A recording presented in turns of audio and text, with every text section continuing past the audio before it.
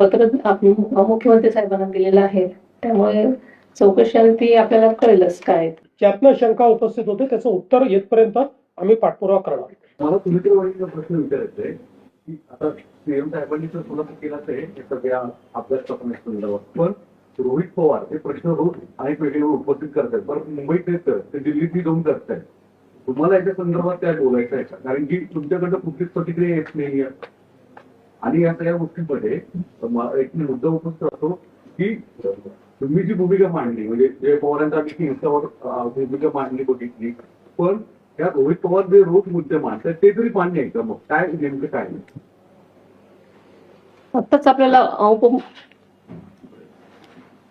आताच आपल्याला माननीय मुख्यमंत्र्यांनी असं उत्तर दिलेलं आहे. आणि चौकशी म्हणजे आम्ही पण त्यांना सांगितलेलं आहे, मी सीबीआय तर्फे चौकशीचे पत्र मुख्यमंत्री साहेबांना दिलेलं आहे, त्यामुळे चौकशी आपल्याला कळेलच काय.